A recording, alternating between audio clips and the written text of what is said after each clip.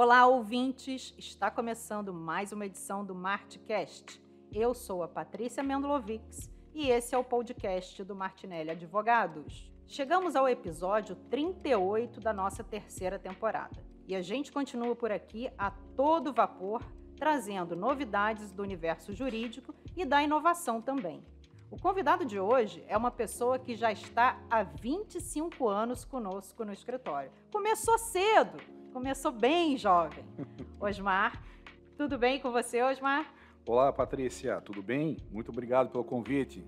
Deixa eu te apresentar. Osmar é consultor da nossa área de finanças corporativas e atua junto com o nosso corpo jurídico no que tange a investimentos, enfim, tudo ligado a isso que a gente vai conversar hoje. Osmar, vamos lá. A gente hoje quer bater um papo sobre investimentos, inovação, um tema que tem ganhado cada vez mais aí, destaque, principalmente depois da pandemia. A gente sabe aí que a pandemia acabou esfriando, né, todo o ciclo de investimento no país, sejam públicos, sejam privados, até pelo momento. Mas hoje a gente quer falar com você especificamente sobre financiamento de projetos de inovação pela FINEP. A gente tem dados aqui. Dados divulgados pela própria FINEP em 2021 mostraram um investimento na ordem de 2 bilhões de reais no apoio ao desenvolvimento da pesquisa.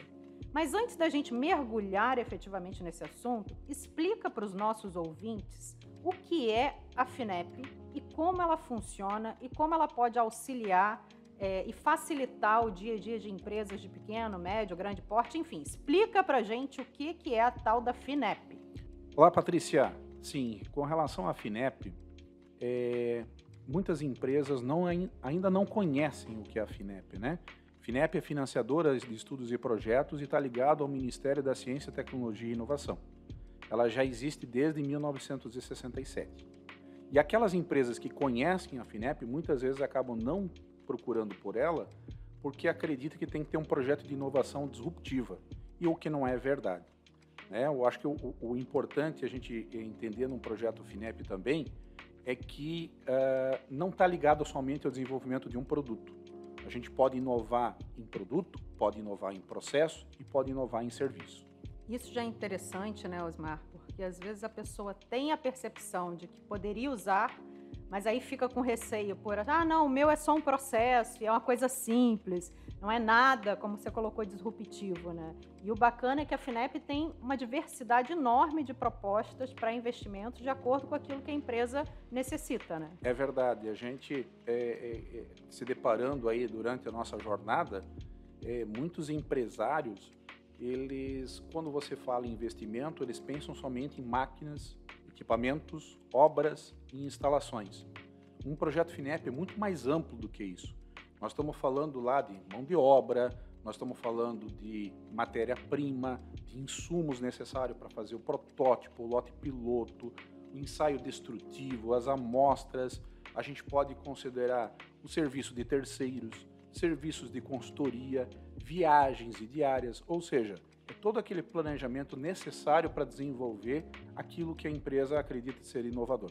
Tudo que toca na jornada de inovação, de alguma maneira, vale a pena ser avaliado se é passível ou não de ser, né, tratado por um investimento FINEP aí, né? Eu sempre digo para todas as pessoas de que o projeto FINEP, a partir do momento que você vai fazer qualquer coisa que seja diferente do que você faz no teu dia a dia, há uma grande possibilidade de ser um bom projeto FINEP. Bacana. Agora vamos lá. Vamos supor que a empresa está naquela fase de entender, ela já decidiu pela FINEP, né, em tese. Por que ela pegaria um investimento FINEP no lugar de outras linhas de crédito, né? O que a gente pode dizer, quais seriam as vantagens e desvantagens? FINEP versus outras linhas de crédito. Primeiro porque é um recurso de longo prazo. Nós estamos falando aí com 24 ou 36 meses de carência e a diferença para fechar 10 ou 12 anos com uma amortização. Tudo vai depender do nível de inovação que a empresa esteja desenvolvendo. Dentro desse processo, acho que também é muito importante levar em consideração que o indexador que é atrelado a um projeto FINEP é a TJLP, Taxa de Juros de Longo Prazo. No segundo trimestre, agora de 2022, ela está em 6,82%, ou seja, praticamente a metade do que está uma Selic hoje, né, que está em 13,25%. Então, é um recurso extremamente atrativo e principalmente que for fazer investimentos nessa área de inovação. Só como a gente falou em taxa, é importante fazer o marco temporal aqui, né? A gente está em junho de 2022. Então, É isso aí. caso você escute esse podcast esteja com outra taxa Selic por aí, a gente está fazendo marco temporal aqui para não ter confusão. Osmar, vamos lá. Evoluindo um pouquinho mais, né? Qual é o momento certo que a empresa, identifica que está na hora dela fazer um FINEP? Vamos lá. Eu acho que dentro desse processo, antes dela procurar realmente um novo projeto, né, ver se enquadra na FINEP, ela tem que entender o que é passível de ser financiado na FINEP em termos de inovação. O que chama a atenção, e conversando com as pessoas, muita gente acredita que inovação realmente tem que ser algo disruptivo e não é verdade. Né? Na FINEP, a gente pode falar o seguinte, olha, é claro que se eu tiver uma inovação para o mundo, bacana, você vai ter condições mais atrativas. Mas se você tiver algo a ser desenvolvido que existe num outro país e você quer desenvolver para o Brasil, a FINEP entende isso como inovação. Por outro lado, se uma tecnologia já existe no Brasil e a minha empresa, eu preciso desenvolver essa tecnologia para me tornar competitivo, para eu estar dentro do mercado e que tenha um esforço da minha equipe de engenharia para desenvolver esse produto, a FINEP também entende isso como inovação. Então, a partir deste momento, acho que já começa a empresa a entender que ela tem oportunidades de buscar um bom projeto FINEP. Entendido. Agora sim, Osmar, tem algum caso prático, por óbvio, né, público, algum, que a gente sirva como exemplo para mostrar, por exemplo, o que seria uma empresa com FINEP e uma empresa sem FINEP? Tivemos situações onde que nós fomos chamados para uma questão de um projeto na ordem de 5 milhões de reais, onde que se queria construir um galpão e comprar uma máquina, e a partir do momento que você estuda qual é o objetivo desse investimento, a empresa estava desenvolvendo um produto totalmente novo, diferente daquilo que ela estava habituada a desenvolver. Era um produto grande, eram protótipos expressivos, nós levantamos todo o custo para desenvolver esses protótipos e nós conseguimos alavancar 20 milhões de reais para a empresa e, coincidentemente, não estava dentro desse investimento nem o galpão e nem a máquina que ele queria. Mas o que ele tem que entender? Esses 20 milhões ele não levou em consideração na hora de verificar o investimento e ia sair do bolso, ia sair do capital de giro da empresa esse recurso.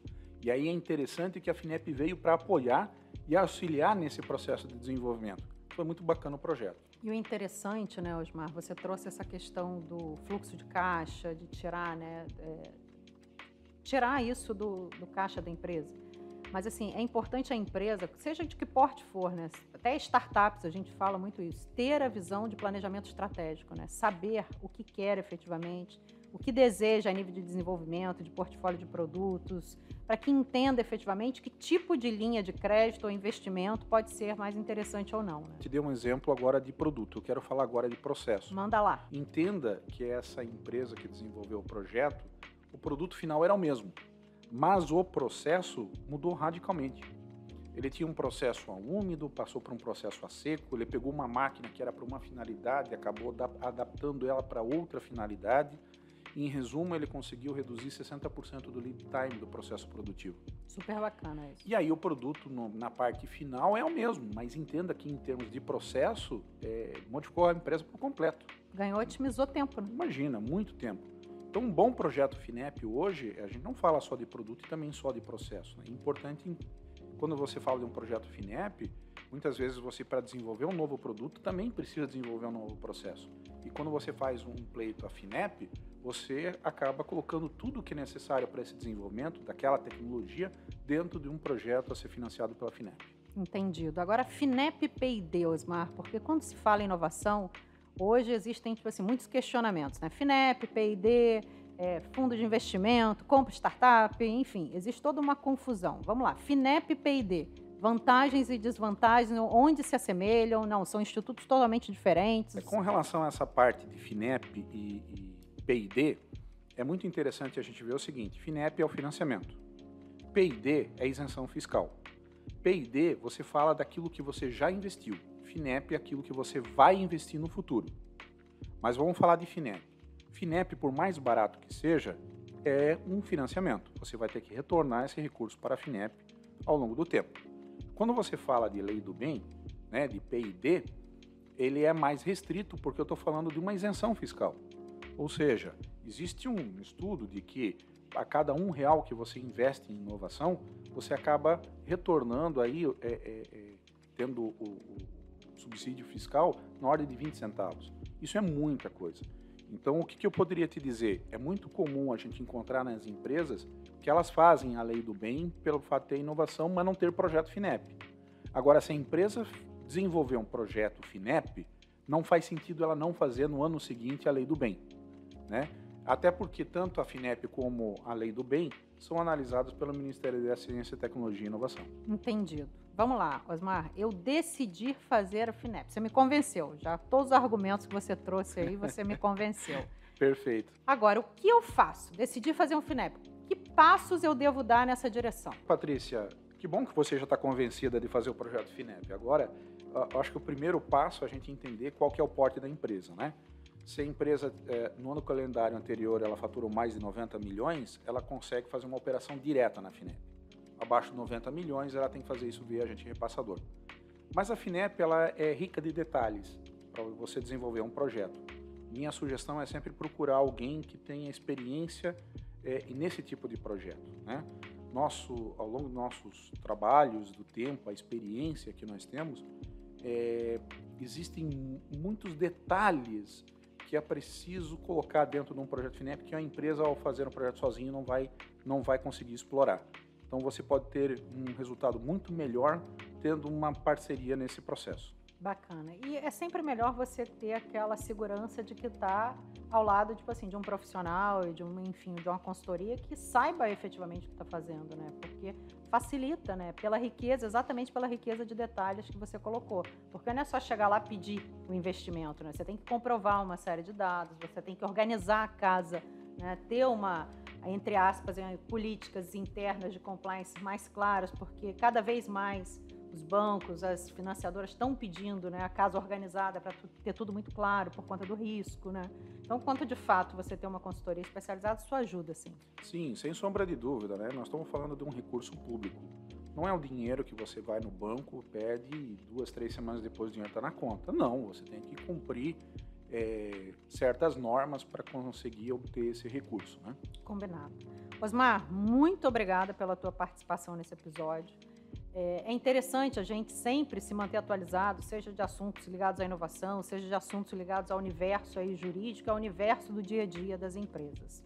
Obrigado pela participação. Se tiver mais algum assunto aí, alguma coisa nova, não deixe de nos acionar para vir aqui atualizar os nossos ouvintes. Combinado? Ok, combinado. Muito obrigado, Patrícia. Se interessou pelo tema e quer saber mais, a nossa equipe de especialistas preparou um super e-book com todas as informações necessárias para você entender um pouco mais sobre FINEP. O link vai estar na bio do nosso episódio para você baixar. Então, escuta o Martcast e depois baixa o nosso e-book aí que está de presente para você. Mais uma edição do Martcast está chegando ao fim.